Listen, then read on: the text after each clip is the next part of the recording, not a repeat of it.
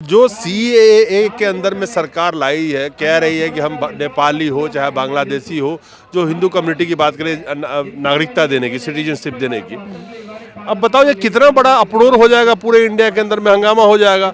तो एक तरफ से नेपाली हैं तो भाई जिनको जो ऑलरेडी सिटीजन थे उनको अगर इस तरह की चीज़ों से कहा जाएगा कि ये तो बाहर वाले हो गए, तो बहुत बड़ा पॉलिटिकल एजेंडा बन जाएगा, जो आजकल बहुत चल रहा है। ये बाहर के हैं, इनको बाहर हटाओ, ये अंदर लाओ, ये करो वो करो। यही यही हो रहा है धीरे धीरे।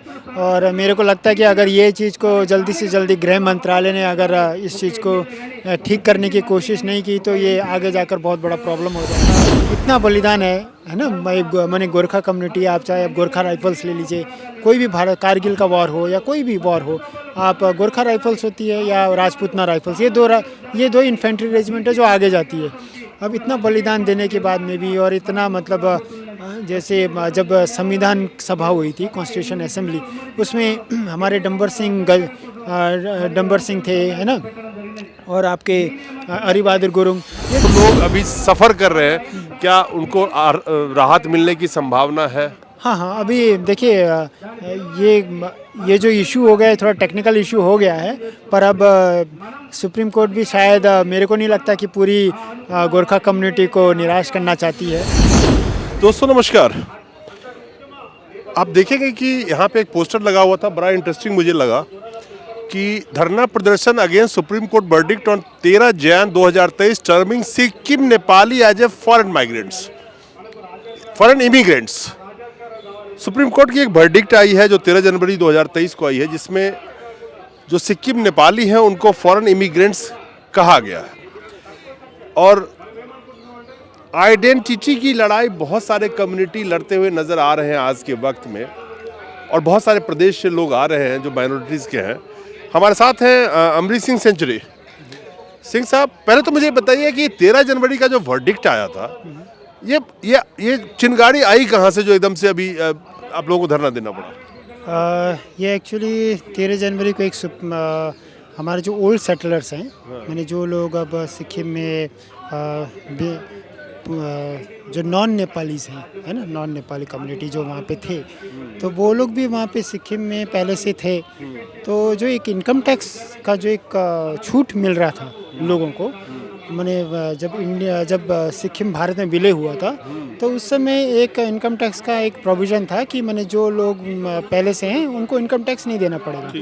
तो ये सभी को मिल रहा था, एक्सेप्ट उन लोगों को जो कि नॉन नेपाली नहीं थे, उनको नहीं मिल रहा था, है ना, जो भी। तो वो एक 1% कम्युनिटी थे जो कि जिसमें मारवाड़ीज थे, कुछ बिहार के थे, है ना। तो उन लोगों ने बोला कि भाई सभी को मिल रहा है, हम ही को केवल क्यों नहीं मिल रहा है। तो उन्होंने केवल उसी विषय पे सुप्रीम कोर्ट में एक याचिका दायर की थी। अब क्योंकि उन्होंने ये याचिका दायर की थी, तो सुप्रीम कोर्ट ने बोला कि ये इनजस्टिस हो रहा है, सभी को संविधान में बराबर का मांग देना चाहिए फैसिलिटी। तो सुप्रीम कोर्ट ने बोला कि ठीक है, इनको भी ये अधिकार मिले कि ये भी वर्डिक्ट माने इनकम टैक्स ना दे। मगर उस वर्डिक्ट में सुप्रीम कोर्ट ने ये मेंशन कर दिया है कि मतलब जैसा इनको नहीं मिल रहा है, वैसे यहाँ पे जो बाहर से जो आए सेटलर्स हैं, माने नेपाली, है ना, फॉरेन सेटलर्स, उनको जैसे मिल रहा है इनको भी मिले। तो ये जो बाहर से आए हुए नेपाली जो कह दिया ना, इसी पे एक आग निकल गई। क्योंकि जो नेपाली थे वो तो मैंने सिक्किम विलय क्या मैंने 200-300 साल से वहीं से थे। तो what I understood from you कि ये मुद्दा कहीं से चला था और ये कहीं पहुंच गया। राइट। ऐसा हम कह सकते हैं कि अब सुप्रीम कोर्ट ने किस चीज़ को दिमाग में रख के ये वर्ड लिखा, ये तो अब हम उस पर टिप्पणी नहीं करना चाहते, लेकिन इसको इंटरप्रेट करने वाले कई तरीके से इंटरप्रेट कर रहे होंगे। एक्चुअली मैं क्या हुआ कि सुप्रीम कोर्ट ने अपने जजमेंट में बोला भी है कि मेरे को उतना डॉक्यूमेंट्स हमें नहीं प्रोवाइड किया गया जिससे हम ये वो कनेक्ट कर पाएँ कि ये जो हमारे जो नेपाली जो कम्युनिटी है ये पहले से रह रहे थे, तो उनको उस तरह का डॉक्यूमेंट प्रोवाइड नहीं किया गया। इसीलिए ये सब सुप्रीम कोर्ट को ये कहना पड़े कि ये बाहर से आए। अगर ये प्रोवाइड सिक्किम राज्य की जो लॉ मिनिस्ट्री है या भारत सरकार की जो होम मिनिस्ट्री, अगर वो ये डॉक्यूमेंट दे देती तो शायद ये प्रॉब्लम नहीं होती। तो ऐसा तो भारत में कई प्रदेश है, बंगाल ले लीजिए, उधर दार्जिलिंग ले लीजिए, सिक्किम में तो ये मुद्दा ही चल पड़ा है। तो बहुत सारे नेपाली अलग अलग जगह पे रह रहे हैं, जो भारत के ही ऑलमोस्ट होके रह गए हैं, यहीं रह रहे हैं, बहुत सैकड़ों सालों से हो गए उनको रहते हुए। तो ये मुद्दा तो पूरे देश के लिए फिर वो हो जाएगा कि सब जगह बोलेंगे नेपाली ये बाहर के हैं। Right right. अब ये इसीलिए क्या होगा कि ये मतलब केवल सिक्किम के लिए ना रखा, संपूर्ण जो भारत के जो नेपाली कम्युनिटी है, अब ये सभी के लिए एक होगा कि आप नेपाली तो आप फॉरेनर हैं। अब ये एक वैसे भी अब केवल सुप्रीम कोर्ट नहीं, अब सुप्रीम कोर्ट ने तो पहली बार ये हुआ, कोई भी आप भारत सरकार के किसी मंत्रालय में जाते हैं, जब दार्जिलिंग का डेलीगेशन जाता है तो ये बोलते हैं कि आप नेपाल से आए हो, है ना। और ये एक आइडेंटिटी क्राइसिस चल रहा है बार बार, और ये हर समय ये सुनने को मिलता है कि आप जो नेपाली भाषा है, नेपाली भाषी लोग हैं वो बाहर से आए हो। तो नेपाली तो एक भाषा है, पर भाषा का मतलब ये नहीं है कि वो आप नेपाल के हैं। तो ये एक जो सुप्रीम कोर्ट ने जो अपने जजमेंट में लिख दिया, ये केवल मात्र सिक्किम के लिए ना होगा, पूरे भारत के लिए नेपाली के साहब, यू आर हाईली एजुकेटेड, और जो CAA के अंदर में सरकार लाई है, कह रही है कि हम नेपाली हो चाहे बांग्लादेशी हो, जो हिंदू कम्युनिटी की बात करें, नागरिकता देने की, सिटीजनशिप देने की। अब बताओ ये कितना बड़ा अपरोर हो जाएगा, पूरे इंडिया के अंदर में हंगामा हो जाएगा। तो एक तरफ से नेपाली हैं, तो भाई जिनको जो ऑलरेडी सिटीजन थे उनको अगर इस तरह की चीज़ों से कहा जाएगा कि ये तो बाहर वाले हो गए, तो बहुत बड़ा पॉलिटिकल एजेंडा बन जाएगा, जो आजकल बहुत चल रहा है, ये बाहर के हैं, इनको बाहर हटाओ, ये अंदर लाओ, ये करो वो करो। यही हो रहा है धीरे धीरे। और मेरे को लगता है कि अगर ये चीज़ को जल्दी से जल्दी गृह मंत्रालय ने अगर इस चीज़ को ठीक करने की कोशिश नहीं की, तो ये आगे जाकर बहुत बड़ा प्रॉब्लम हो जाएगा। और इसीलिए हम लेके सुप्रीम कोर्ट में एक याचिका भी आने दिन में दायर कर रहे हैं, जिसमें हम चाहते हैं कि ये जो बार बार लांछना लगते रहता है, इसको एक फुल स्टॉप लगाया जाए।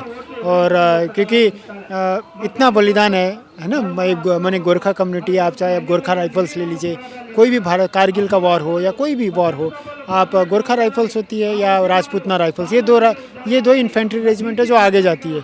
अब इतना बलिदान देने के बाद में भी, और इतना मतलब जैसे जब संविधान सभा हुई थी, कॉन्स्टिट्यूशन असेंबली, उसमें हमारे डंबर सिंह थे, है ना, और आपके अरी बहादुर गुरुंग, ये दो लोग थे जिन्होंने संविधान के सभा में सिग्नेचर भी किया था अपना। तो अब उन्होंने पूरी गोरखा कम्युनिटी को वहाँ पर रिप्रेजेंट करके साइन किया था। इसका मतलब गोरखा कम्युनिटी तो जब भारत का संविधान बना था तब से है। अब बार बार ये आप विदेशी लांछन लगना, तो ये बड़ा दुख भी लगता है अपने आप को। वो वैसे लगे तो ठीक है, मतलब इस वर्डिक्ट की वजह से तो थोड़ा सा कॉम्प्लिकेशन क्रिएट हो गया ना। अब लोग कहने वाले ये कह देंगे कि सुप्रीम कोर्ट ही तुम्हें कह रहा है कि तुम विदेशी हो। राइट। यही एक सबसे बड़ा बुरा हो गया है इसमें। और अभी हम कोशिश भी कर रहे हैं, वैसे रिव्यू पिटिशन भी फाइल की गई है सुप्रीम कोर्ट में कि ये चीज़ को किया जाए। मैं जानना चाहता हूँ कि किस तरह से जो सिक्किम के जो नेपाली हैं और जो कम्युनिटी है, उसको किस तरह से आप अभी कह रहे थे कि कोर्ट में आपने डाला भी है पिटिशन वगैरह, how you are trying to protect them? अभी होम मिनिस्ट्री ने कल, यूनियन होम मिनिस्ट्री ने कल ये एक रिव्यू पिटिशन डाला है, क्योंकि वो 13 जनवरी की जो वर्डिक्ट आई थी उसमें वो हिस्सा थे, तो रिव्यू पिटिशन वही डाल सकता है जो उसका हिस्सा हो। तो गृह मंत्रालय ने डाला है, और सिक्किम सरकार ने भी अपने तरफ से रिव्यू पिटिशन फाइल की है। अब देखना है कि अब रिव्यू पिटिशन का क्या नतीजा निकलता है। और कल ये सुप्रीम कोर्ट में मेंशन भी किया गया है, और एक हमारे भारत बसनेट एक हमारे किसी याचिकाकर्ता ने भी एक याचिका डाली है कि इस जो ये फॉरेन टैग है उसको निकाला जाए। मगर हम भी एक आने वाले दिनों में एक याचिका हम पूरे भारत की नेपालियों की तरफ से डाल रहे हैं, गोरखा कम्युनिटी की तरफ से, कि मतलब ये जो बार बार जो लांछना लगता है, अब इसमें कुछ फुल स्टॉप लगाया जाए। अब ऐसा ना हो, क्योंकि बार बार ये लांछना लगते ना अब हम परेशान हो गए हैं। मैंने कब तक हम नहीं, आप तो परेशान हो गए सिंह साहब। मैं जानता हूँ कि जो ग्राउंड पे हैं और जो रह रहे हैं वहाँ पे, उनको तो बहुत बड़ी मुसीबत का सामना झेलना पड़ेगा, क्योंकि जिस तरह से थोड़ा सा आजकल पॉलिटिकल जो सिनेरियो है वो बहुत डिफरेंट हो चुका है। महंगाई, बेरोजगारी से हटके इन्हीं सब चीज़ों पे ज़्यादा ध्यान दिया जा रहा है, तो उनको राजनीतिक फायदे के लिए, उबाल लाने के लिए इन सब मुद्दों का तो इस्तेमाल किया जाता है। सही बात, ये आप एकदम सही बात बोल रहे हैं। और ये चीज़ को शायद नहीं देना चाहिए था, पर अब अब अब आखिर में ये बताइए कि जो लोग अभी सफ़र कर रहे हैं, क्या उनको राहत मिलने की संभावना है? हाँ हाँ, अभी देखिए ये जो इशू हो गया है थोड़ा टेक्निकल इशू हो गया है, पर अब सुप्रीम कोर्ट भी शायद मेरे को नहीं लगता कि पूरी गोरखा कम्युनिटी को निराश करना चाहती है। और क्योंकि उनका लैक ऑफ डॉक्यूमेंट्स हुआ था, लैक ऑफ उनके पास डॉक्यूमेंट, अब हम वो सभी डॉक्यूमेंट्स हम उनके पास सामने पेश करेंगे। और मेरे को लगता है आने वाले दिनों में जो सुप्रीम कोर्ट भी गोरखा कम्युनिटी को इस चीज़ से राहत दिलाएगी और एक देश में एक शांति का वातावरण। तो हमारे साथ ये अमृत सिंह सेंचुरी जी बहुत हाईली एजुकेटेड हैं, सुप्रीम कोर्ट के में प्रैक्टिस करते हैं और अपने कम्युनिटी को बचाने के लिए, उन पे जो अभी लाछन लगा है उसको बचाने के लिए बहुत जोरदार तरीके से प्रयास में भी लगे हुए हैं।